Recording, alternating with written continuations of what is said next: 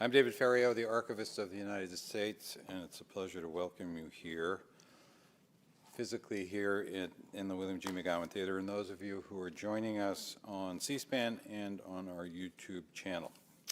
Today we're going to hear about War Plan Red, America's plan to invade the nation that shares with the United States the longest international border in the world. Our author is Kevin Lippert, who describes how both the United States and Canada, actually Canada first, had drawn up plans in the 1920s and the 1930s to invade each other. The U.S. plan was declassified in 1974. To put things in perspective, Kevin takes us through the history of the rivalry between the colonies, the United States, and what was once called British North America. Before we go any further, I'd like to tell you about several programs coming up very soon in this auditorium. Tonight at 7, we'll continue our series with Supreme Court Justices with tonight's guest, Justice Samuel Alito. Yale Law professor and constitutional scholar Emil Reed Amar will lead the discussion focusing on ideas, viewpoints, and issues related to the Constitution and their impact on the American people. And on Wednesday, November 4th at noon, Betty Boyd Caroli will discuss her new book about the 36th president and his wife, Lady Bird and Lyndon, the hidden story of a marriage that made a president. If you want to know more about these and all of our upcoming public programs, consult our monthly calendar of events. There are copies of the calendar in the lobby as well as sign-up sheets where you can receive it by regular mail or email. Our guest today is Kevin Lippert. Kevin was born in Leeds, England, but grew up in the United States, in Ohio, and attended Princeton University, where he studied history and architecture. In 1981, he founded Princeton Architectural Press, a publisher of books on architecture, art, design, and visual culture, which he's run for the past 34 years. Today, he lives in New York's Hudson Valley with his wife, daughter, and 2 sons, one of whom is an officer cadet in the British Army. Regarding the topic of his book, Lippert told a Boston Globe correspondent that today the 2 nations, United States and Canada, are for all intents and purposes one country, a situation they have been moving towards since being allies in World War II. The Rochester, Minnesota Post-Bulletin said Lippert's book has revived interest in the long-forgotten plan since a presidential candidate set a fence along the Canadian border with something we could legitimately consider. Ladies and gentlemen, Kevin Lippert.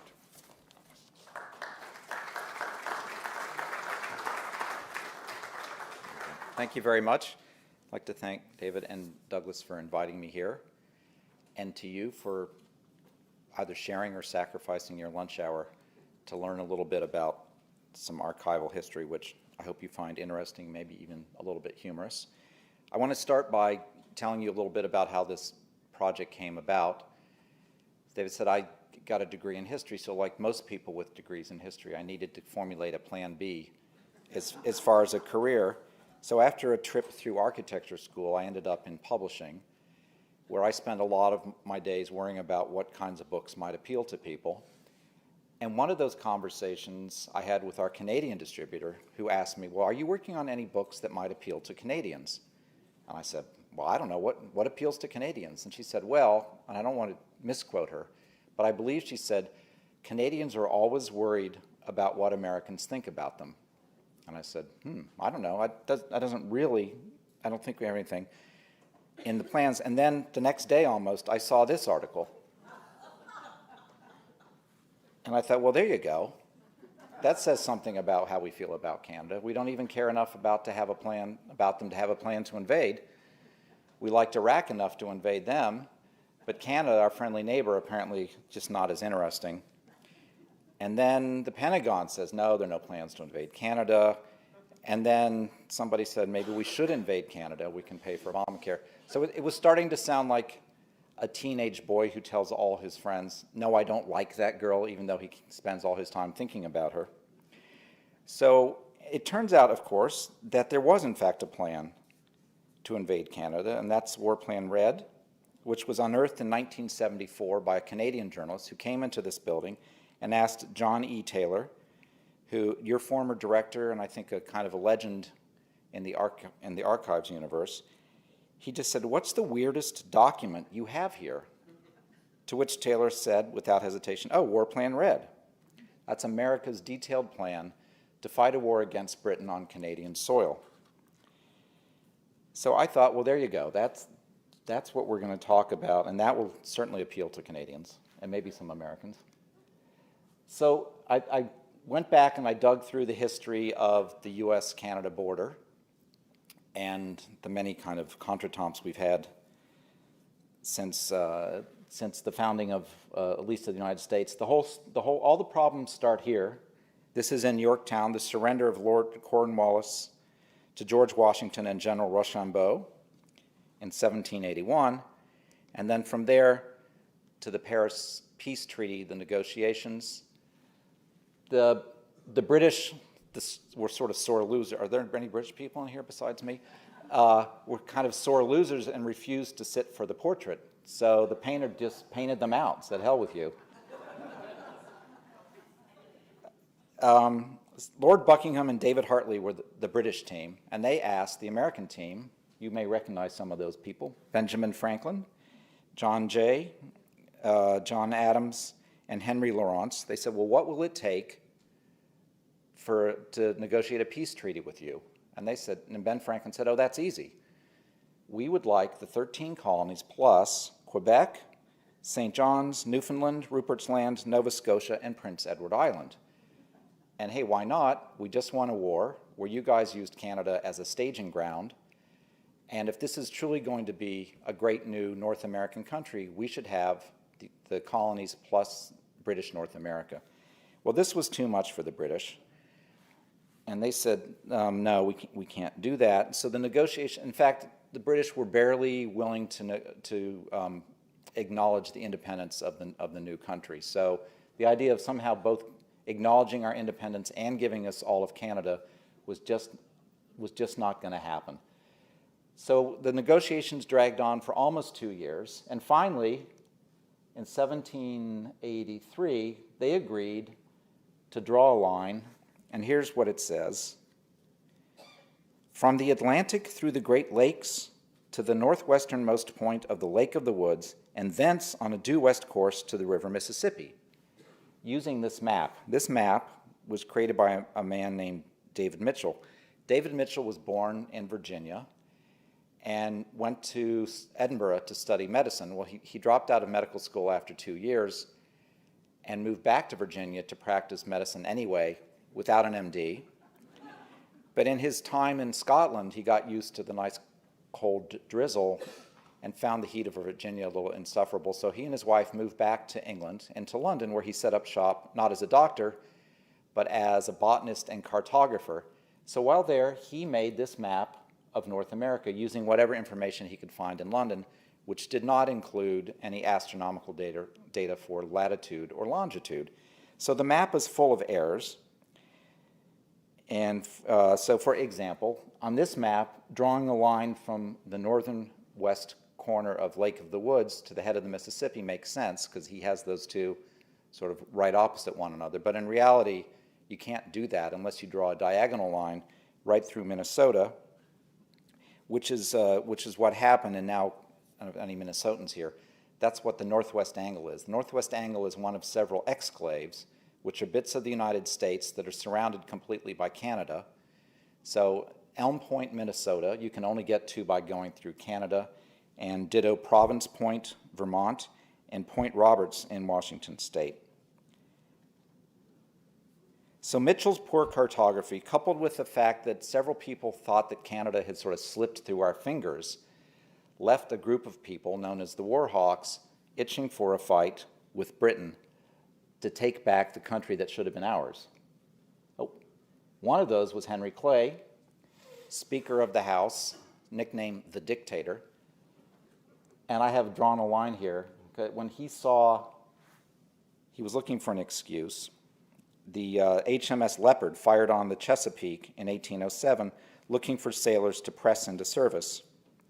So Clay stood up in Congress and said, our wrongs have been great, our cause is just, and if we are decided and firm, success is inevitable. Thomas Jefferson said that taking Canada was simply, quote unquote, a matter of marching. So they could be forgiven for thinking that victory would be easy. By this time, the U.S. population was 8 million compared to Canada's 500,000. Canada had only 6,000 troops, or Canada, I should say, Britain had only 6,000 troops, and the States more than twice that. And Britain was bogged down at home in a bruising war against Napoleon.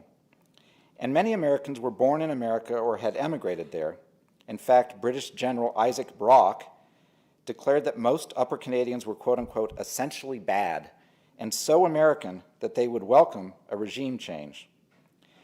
So war was declared in June of 1812, but what nobody could foresee was the ineptness of American soldiers.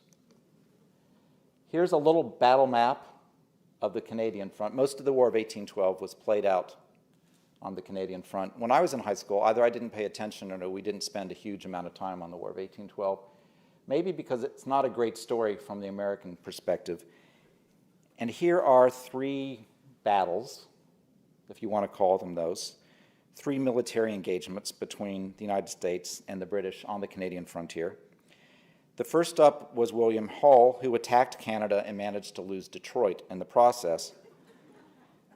Hull was a Revolutionary War hero, and he marched his troops from Ohio up to Detroit, but not knowing that during the march the war had actually been declared. So he didn't know that sending a schooner up the Maumee River loaded with supplies, a few wounded, and secret plans for an invasion of Fort Amherstburg, which is near Mackinac Island in the Detroit River, was a bad idea. So the British intercepted this schooner and knew all about his secret invasion plan. Hull and his troops arrived in Detroit, where they found only whiskey and soap, and launched their attack on Amherstburg, presumably clean but drunk. The British, commanded by Sir Isaac Brock, were expecting him, no surprise, and Brock had adroitly enlisted the aid of sympathetic Native Americans, led by Tecumseh. Panther across the sky is what Tecumseh means. Tecumseh famously said, "Who are the white people that we should fear them? They cannot run fast and are good marks to shoot at." Hull was very easily defeated, who took the bait when Brock issued a call for surrender on the grounds that he, quote unquote, could not control the numerous body of Indians once the battle started. So Hull surrendered without a shot. He was court-martialed and sentenced to death, but the sentence was commuted due to Hull's advanced age.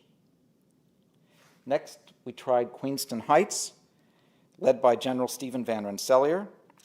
Van Rensselaer received intelligence that Brock had left the British camp, so he gave orders to attack in miserable conditions. His rousing speech was not quite Henry V. He told his miserable troops, "Neither rain, snow, or frost will prevent the embarkation." That was not enough to keep his boatsmen from deserting, taking with them all the oars for the invasion. So the disorganized Americans were gunned down and sunk in spite of greater numbers, although the British did lose Isaac Brock, who had in fact not left, had just gone for the day to Detroit and got back in time to be shot. And you see him there, lying fatally wounded, urging his troops on to rout the Americans. An increasingly worried Secretary of War, William Eustis, tried once again on the Canadian front with an attack this time on Montreal, led by Henry Dearborn, nicknamed Granny, who also expected to be welcomed by disgruntled Americans as liberators. I don't know if that sounds familiar. I think we've heard that recently. Under the cover of night in November 1812, Dearborn sent 500 of his 6,000 troops across the border, many of them suffering from dysentery, diarrhea, measles, or typhus. In the confusion of the cold and dark, the Americans accidentally opened fire on one another, and the reinforcements refused to cross the border, hearing all the chaos. Dearborn called a hasty retreat all the way back to Plattsburgh, New York. It was, a fellow officer wrote, a miscarriage without even the heroism of disaster. I'm not exactly sure what that means. So the entire campaign against Canada, 0 for 3, produced nothing but disaster, defeat, disgrace, ruin, and death, complained the Green Mountain Farmer, a Vermont newspaper. And Treasury Secretary Albert Gallatin wrote to President Madison, "The series of misfortunes exceeds all anticipations made even by those with the least confidence in our inexperienced officers and undisciplined men. Things were a little better on the ocean, where the U.S. Navy held its own against the mistress of the sea, the Royal Navy. The highlight was, of course, the USS Constitution, which chased down and sank the HMS Guerriere. It was only the 6th defeat for the British Navy in over 200 battles in the previous 20 years. This completely outraged the British. The London Evening Star described the upstart American Navy as a few fur-built frigates manned by a handful of bastards and outlaws. So they were upset. I won't use the P word on C-SPAN here. But happily for the British, Napoleon was defeated, and Britain could turn its attention back to its other war, and by the end of 1840, tripled the number of men in Canada to 52,000, and went on the offensive. First stop was Maine. The poorly manned Eastport surrendered without a shot. Castine, this is the British invasion map of Castine there on your right. 40 Americans looked out the window of their redoubt and saw 2,500 British troops, so they blew up their supplies and fled into the woods. Undeterred, the Brits sailed all the way up to Machias, giving them control of 100 miles of Maine coast and most of the land inland. People in Maine were offered the choice of taking an oath of allegiance to the crown or leaving. Most took the oath. It is scarcely conceivable to imagine the joy of the inhabitants, complained a local newspaper about Mainers taking the oath of allegiance. Many Mainers hoping for lower taxes and easier trade with Canada. So Washington hit back where it hurts and suspended mail service to Maine. Amazingly, this did not bring Mainers to their knees, many of whom were keen to continue illegal smuggling with Canadians. And Castine became a major R&R destination for British troops and remained under British rule until the end of war. Having essentially taken Maine, Britain turned its attention down here, and these pictures are probably familiar to you. In August 1814, they came down to the Chesapeake.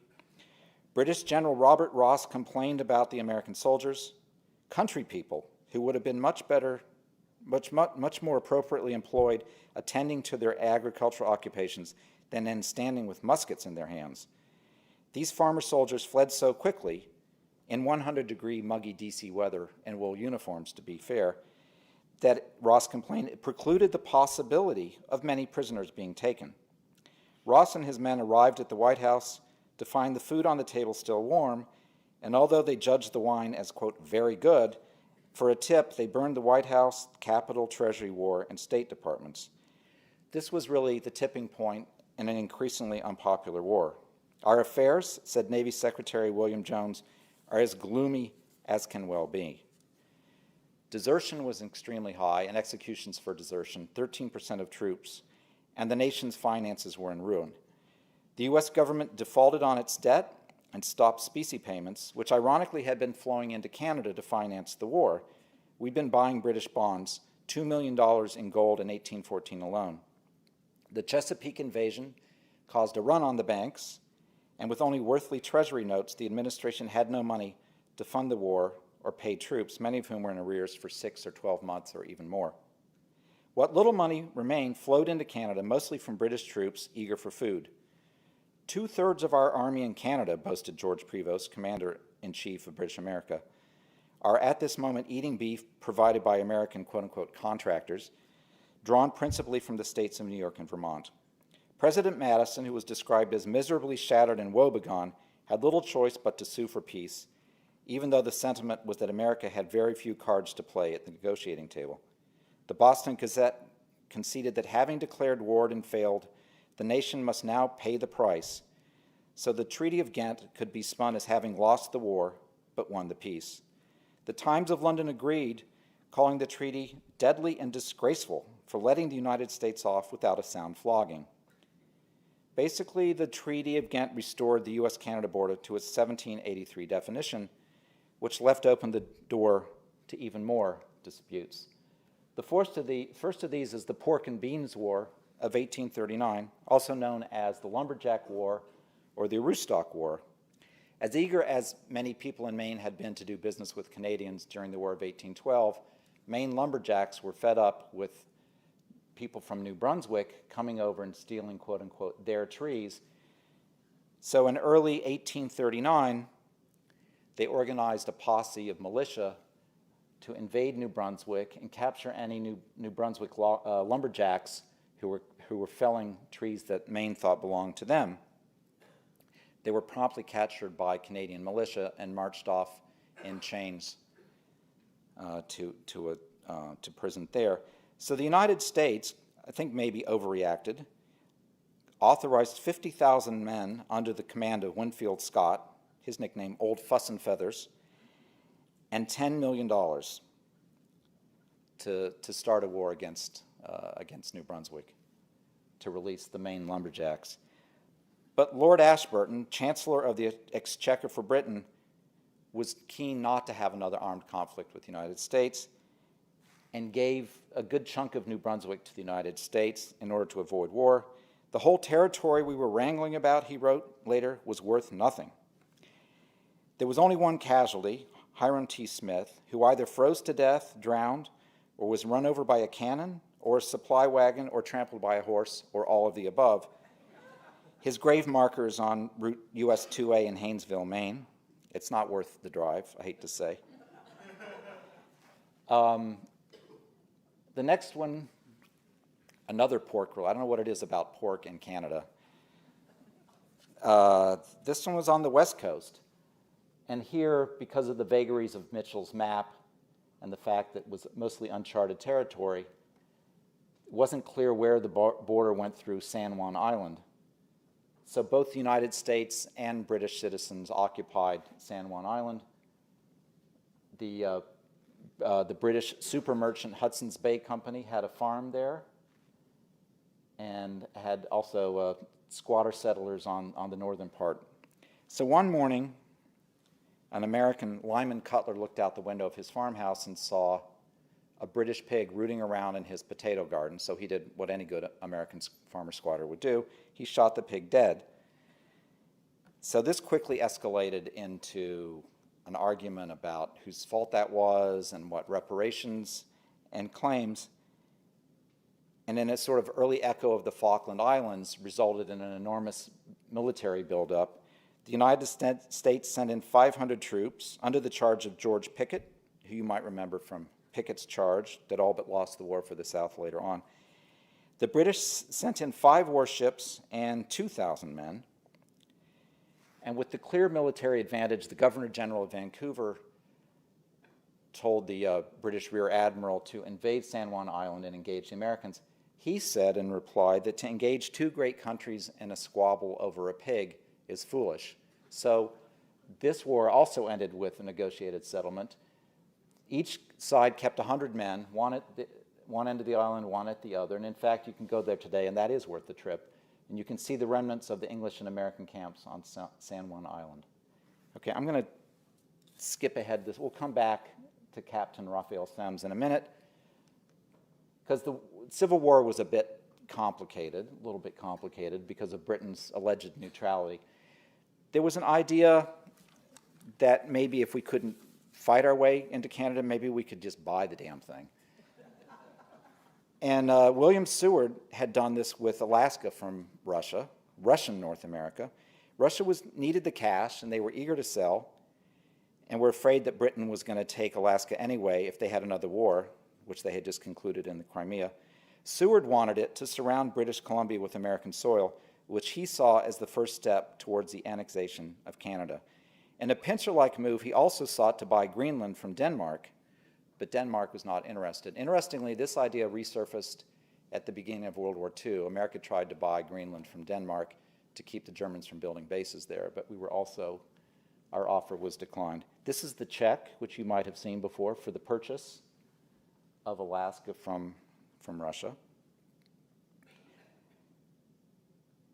But the idea of buying Canada reached its pitch with House Resolution 754 in 1866, introduced by Massachusetts Representative Nathaniel Banks, was to assume $85 million in Canadian debt, give $10 million to the Hudson's Bay Company, and put another $50 million to shore up Canada's infrastructure. But that bill died a quiet death in committee, so some things never change. Okay, in the Civil War, as I mentioned, British was officially neutral, but like a lot of neutrality, that meant they just wanted to do trade with both sides. One of the things they did was build ships for the Confederacy, and they built this amazing ship, the CSS Alabama, and this is Captain Raphael Semmes aboard this ship, 250-foot-long sloop, which was propelled either by steam or sail. They boarded 450 Union ships, sank or burned 66 of these, and took 2,000 prisoners without a single casualty. It really was the Confederate Death Star. But worst of all, it sank the USS Griswold, which was a relief ship that left from Boston flying both Stars and Stripes and the Union Jack, headed for Lancashire, filled with corn and flour and other supplies for England's textile workers who were really suffering because they couldn't get any cotton from the South. So after the war, the Union sought reparations for the sinking of the Griswold and for the damage laid by the Alabama. They were looking for an official apology from England and reparations of several $100 million. Well, England was not about to apologize, and they didn't have several $100 million because their economy was in tatters because of the fallout from the textile industry. So we had an idea. Hamilton Fish, Grant's Secretary of State, said, "Tell you what, why don't you give us Canada and we'll just call it square?"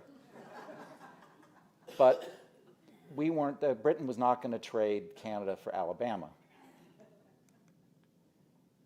But some Irish Americans had a better idea. Why don't we trade Ireland for Canada?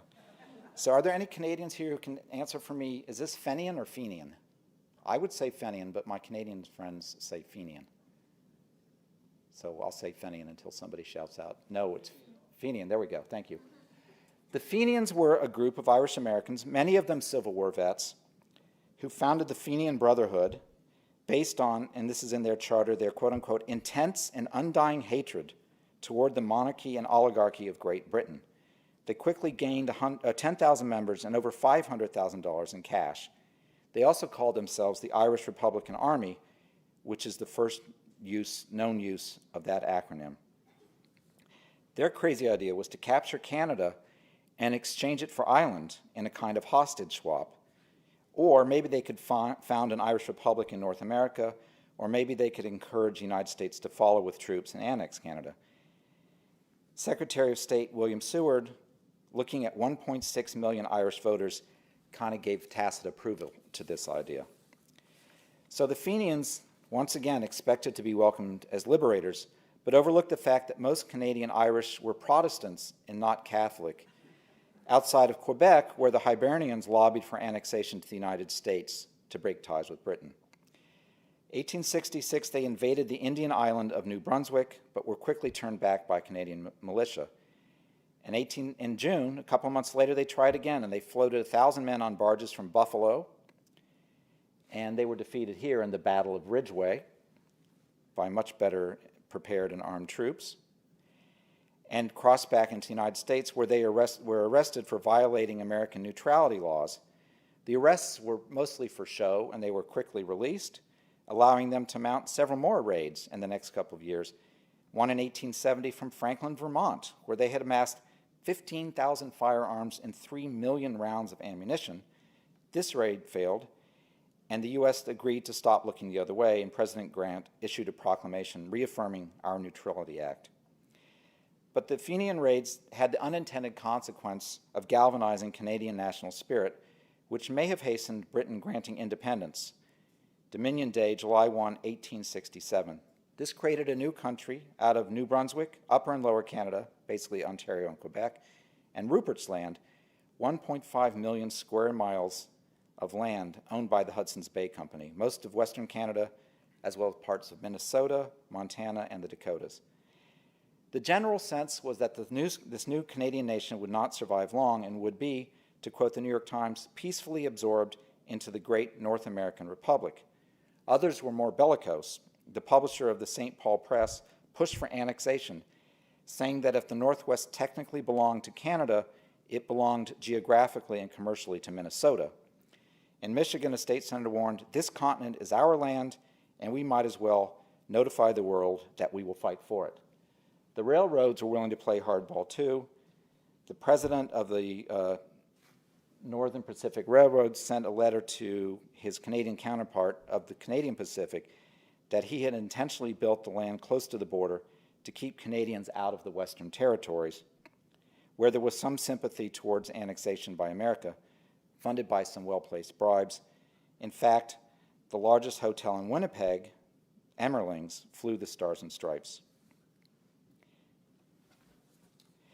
Canada's new political status and growing national identity increased tensions with the United States. The Trent Affair of 1861, a few years earlier, was a case in point. A Confederate ship was intercepted carrying 2 diplomats, urging British recognition of the Confederacy. The immediate reaction in the Union was to declare war on England in response. So Canada readied troops, 46,000 men in arms at the U.S. border. Lincoln wisely decided that he could, quote, fight only one war at a time. So the crisis passed. Canadian nationalism reached fever pitch with World War I, when, obligated as part of its empire status to send 31,000 troops, actually sent 38,000, although many of those without training or equipment. Historians Catherine Cross and John Hughes Wilson explained that Canadian nationalism sprang not just from, I'm going to quote from their book, Darwinian ideas of racial superiority and Nietzschean influences on educated thought, but also from the unifying symbol of the British Empire. British national consciousness was inextricably entwined with imperial glory, rights, and responsibilities. The empire was a source of stability and belief in their superiority, pride, and duty. Half the globe colored pink really meant something in a way today we find incomprehensible, if not downright embarrassing. It is almost impossible for us to realize how strong a unifying feature the empire was. Imperial ties were a genuine force in 1914 and sufficient enough to pull hundreds of thousands of Canadians, Australians, New Zealanders, and South Africans from the white colonial dominions back across the oceans to volunteer and fight and die for the mother country. One of these battles was at Vimy Ridge on Easter Day in 1917, where the Canadian troops won a decisive battle after the French had lost thousands of men there in the 2 years prior. Rising nationalism and success overseas spawned the creation of a new Canadian First movement. We are a northern people, wrote Juan, more manly, more real than those weak-marrowed bones and superstitions of an effeminate South. That's us. This also carried racist overtones. Canadians were stocked with sturdy Northern Europeans, Saxons, Celts, Danes, Germans, and Scandinavians, while the states were watered down with vagrant populations of Italy and other countries of Southern Europe. Indeed, one noted historian, writer, and United Empire loyalist suggested that what Canada really needed to prove its new macho identity was a rattling good war with the United States. It's not clear whether one witness to the battle at Vimy Ridge, a young Lieutenant James Sutherland Brown, known as Buster to his family and friends, no relation to the shoe or clown of the same name, if he felt this way about the United States, but he did think that war with the U.S. was inevitable and that the best defense was a good offense. After World War I, he returned to Canada and became Director of Military Operations and Intelligence and began to give the whole thing some real thought in 1920. There was good reason to think that a war between the United States and Britain was inevitable. Although we joined World War I late, we loaned the UK a huge sum for their war effort, about $22 billion, against a gross domestic product in Britain at that time of $27 billion. And a secret communique from the American ambassador in August 1920 relayed Britain's irritation that we expected the money to be repaid, and in cash or gold, no less. He warned that Britain was nervous about our becoming too serious a rival on the world stage and would, quote, try to block us at every turn and surround us with potential enemies. So Buster Brown rounded up a few of his colleagues and did some undercover espionage. There's Buster on the left, and there they are undercover. They loaded up with some Kodak brownies into a Model T and surveyed the roads and bridges of upstate New York and Vermont. Some of his field notes are hilarious. The people of Burlington, Vermont seem, quote, very affable and not as American as other U.S. cities that we have visited. In rural Vermont, he noted that Americans, if not actually lazy, have a very deliberate way of working and apparently believe in frequent rests and gossip. The women throughout the rural districts appear to be a heavy and not very comely lot. Similarly, a large number of men in the state of Vermont are fat and lazy, but pleasant and congenial. In a kind of comical echo of William Hull, Buster was convinced that invading Canadians would be welcomed, if not as liberators, then at least as bartenders, since Vermonters were eager for the drink prohibition denied them. Asking a local to identify Camel's Hump, one of Vermont's highest peaks, Brown quipped, "You people here are like the camel. You can go 7 days without a drink." He did find a large and influential number of American citizens who were not altogether pleased with democracy and have a sneaking regard for Great Britain, British law, and Constitution, and general civilization. I guess what we had was not quite civilization. On the whole, he concluded Vermont was at best an obstruction for any invading Canadian force. Here is the cover of his defense, this is very Canadian fashion. It's self-deprecatingly called Defense Scheme Number 1, even though it's a full-on invasion plan, urging utmost secrecy lest this document fall into the hands of enemies of this country. What Buster envisioned was a series of lightning raids, sting like a bee and retreat like a butterfly, blowing up bridges and roads behind, in order to buy time for the British to sail to Canada's rescue. And you can see here his five-pronged attack. If you can kind of keep that in mind, you'll recognize a mirror image of that in a minute. Like a lot of things, the United States was about a decade behind Canada, and it took us another 10 years to come up with our War Plan Red when the War Department decided they needed contingency for a war with Britain on Canadian soil. They called it an exercise in peacetime preparedness. This is the cover sheet, and then on this one you see the little declassified 1974 stamp on the bottom from your archives. And this is our version of the same thing, a six-prong attack. And I guess maybe we all agreed on what the weak points on the border were. So we envisioned a war of long duration. This was not going to be a quick lightning raid, because red, that's what we called the British, although in the words of the plan are phlegmatic, they are known to fight to the finish and could muster as many as 2.5 million men in Canada within 40 days of the start of hostilities. The plan was updated in 1935 and given an extra $57 million, including money to build 3 secret air bases on the Canadian border, as well as to hold the largest peacetime war games at Fort Drum, only a grenade's lob from the border, involving 36,500 soldiers. Soon, however, Britain, Canada, and the U.S. had other enemies to fight and found themselves on the same side in World War II. Oh, that's the detailed, the East Coast version. Washington happily left spared. From a population of 11 million people, 1 million Canadians served in World War II, and from scratch built the world's 4th largest Air Force and 5th largest Navy.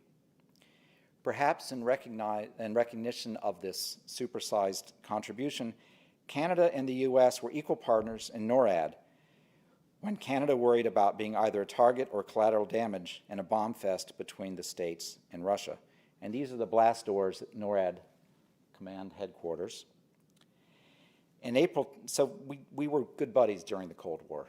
We sat side by side, one Canadian general and one American general at the table. After the 9/11 attacks, President Bush created NORTHCOM to, quote-unquote, conduct operations to deter, prevent, and defeat threats and aggression aimed at the United States, its territories and interests over the entire North American region, including Canada, Alaska, Mexico, the Bahamas, U.S. Virgin Islands.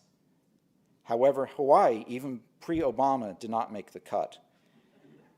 Based in Colorado Springs, NORTHCOM has unilateral jurisdiction, and here I quote Defense Secretary Donald Rumsfeld, to respond to land and sea threats and attacks and other major emergencies in Canada or the United States. The fact that Prime Minister Jean Chrétien declined the invitation to join NORTHCOM is a minor detail, having similarly passed on the opportunity to send troops into Iraq. Instead, Chrétien agreed to participate in what he called a Neighborhood Watch Committee, the Bipartisan Planning Group, BPG, which morphed into the Security and Prosperity Partnership, SPP. CNN journalist Lou Dobbs speculated that SPP was a covert plan to merge the U.S. and Canada after George Bush declared a state of emergency to keep himself in office. Obama did not support the SPP and canceled it in 2009, but not until NORAD had been expanded to include at least maritime awareness.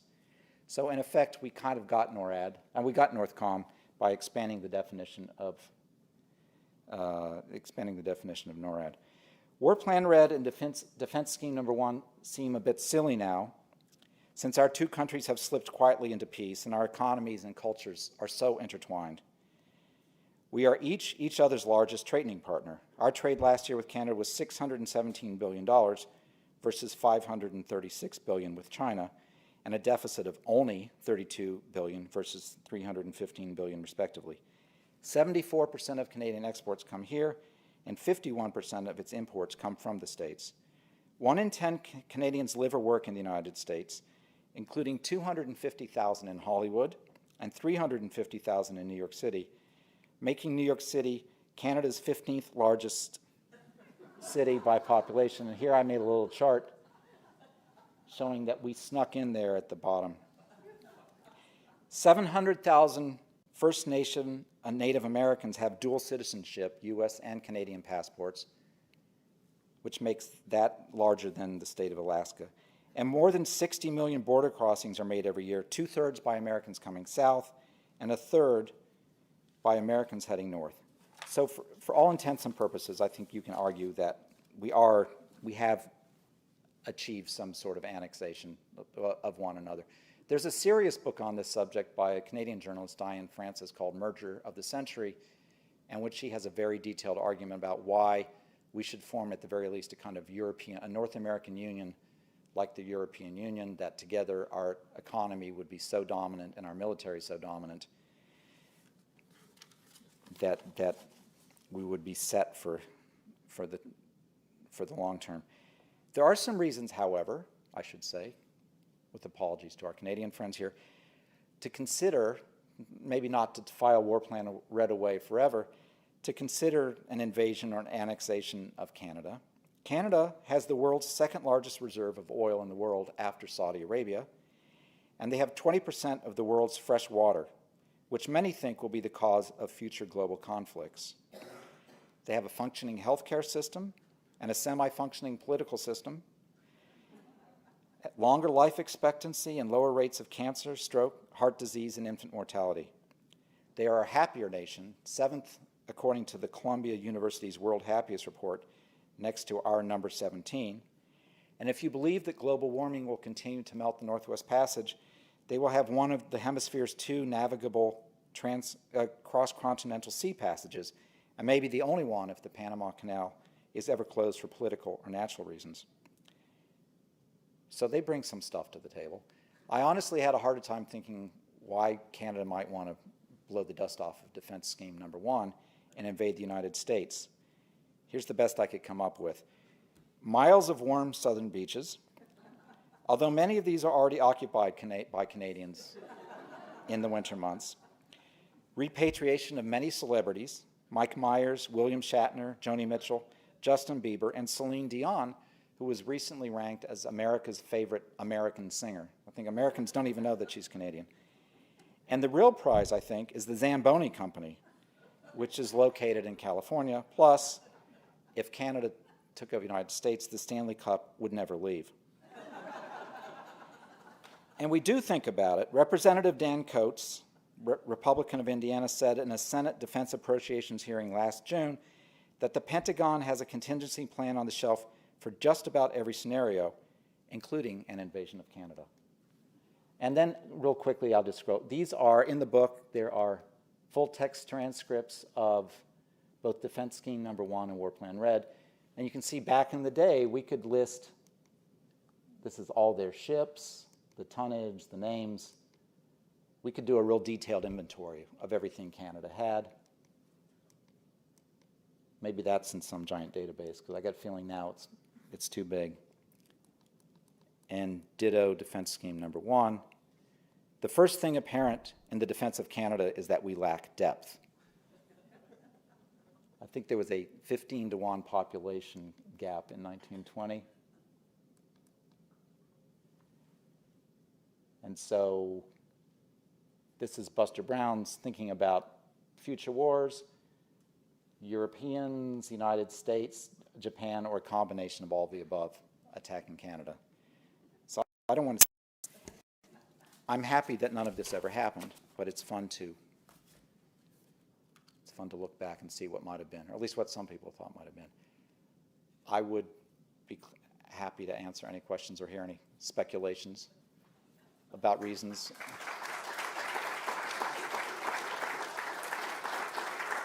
Thank you.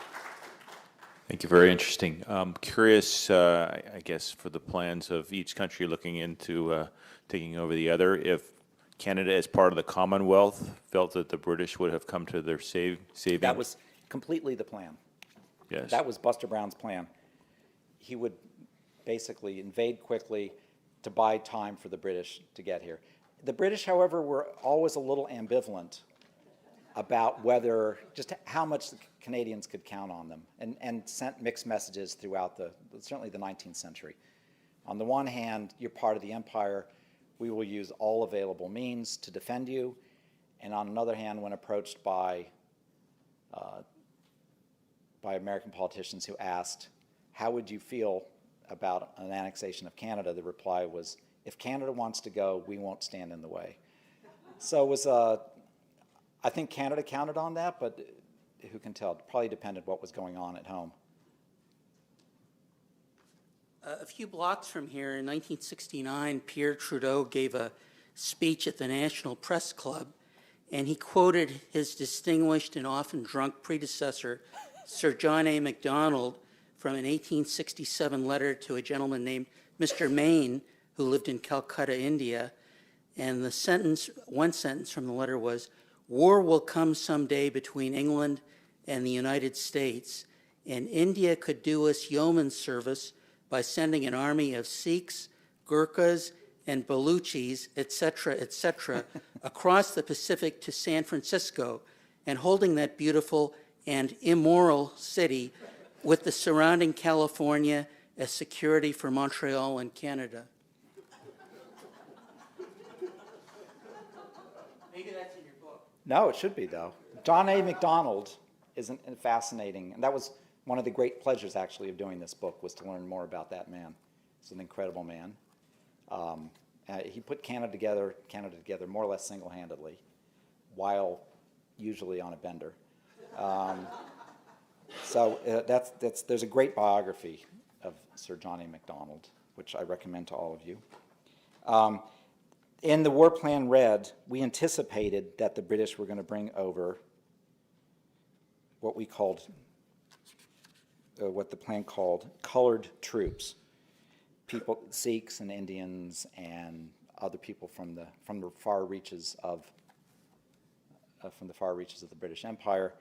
Troops not to be underestimated. Along with it notes the Royal Canadian Mounted Police, also a force that we shouldn't underestimate. So the War Plan Red anticipated that these 2.5 million men would in fact arrive within a few weeks of outbreak of war, and though some of these would be British, most of them would be troops, and that those troops were excellent fighters. There is a letter in the book, a draft of a speech that FDR delivered when he accepted an honorary doctorate at Queenston, where, in fact, the Defense Scheme No. 1 documents are housed, in which he said, we are such good friends, we are such great neighbors because we don't engage in any kind of secret diplomacy behind each other's back. This is, I think, only a few months after he signed off on building some fake Air Force bases near the Canadian border. So, anyway, thanks for bringing up Sir John A. Oh, sorry. you and the people who are interested enough in the topic to attend this lecture might be interested to know about a Nova Scotian writer of the last generation called Thomas Radall, who wrote historical novels and works of history that are very interesting. One of the most interesting is called His Majesty's Yankees. It's about the province of Nova Scotia and how nearly Nova Scotia was the 14th colony to join the other 13 in fighting the American Revolution. But I discovered Radall a year or two ago. Rattle, R-A-T-T-L-E? No, R-A-double-D as in David. L-E? A-L-L, Radall. R-A-D-D-A-L. A-L-L. Okay, good. Go buy some books. I will. Thank you for that. Hi.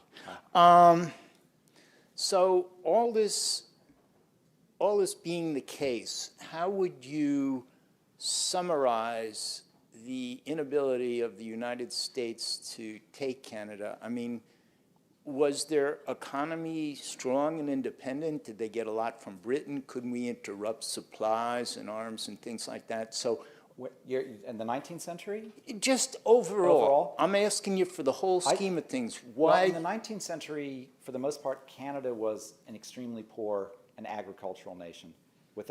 It didn't even have a standing army until 1899, when, by obligation of treaty, they had to muster some troops to go fight the Boer War with the British.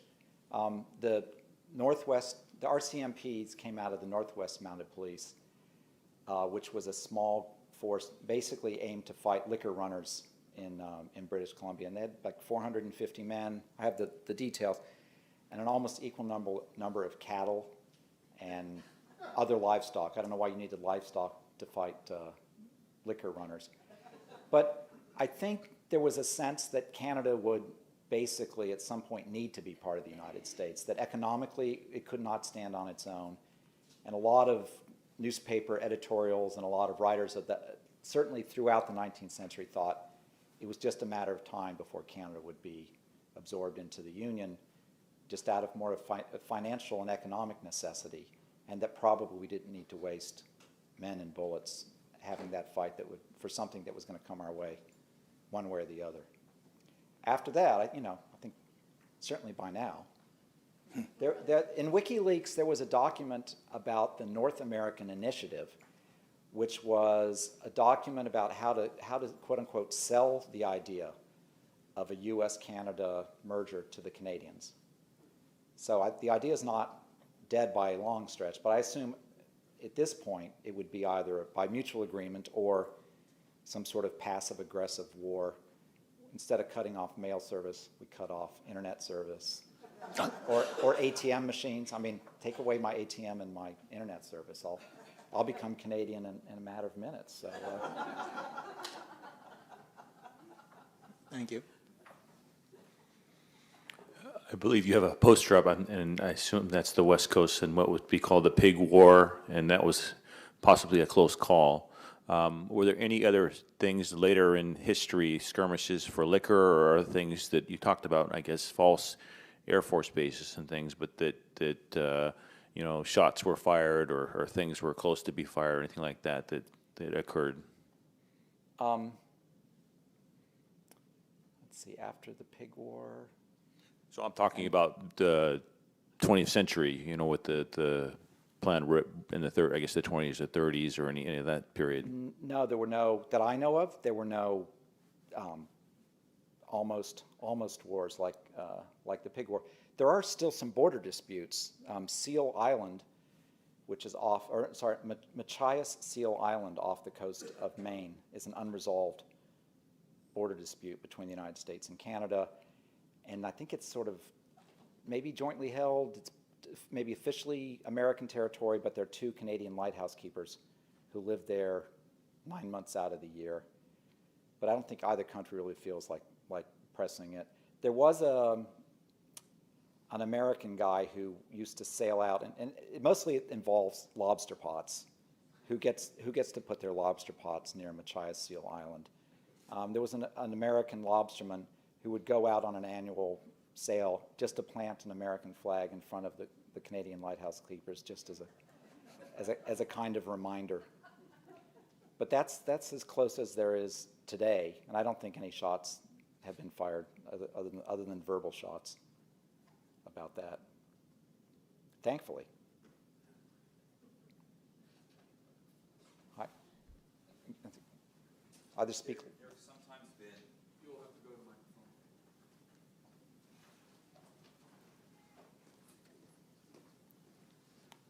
Issues of war aside, there are sometimes significant trade disputes over timber, over fishing rights between the two countries.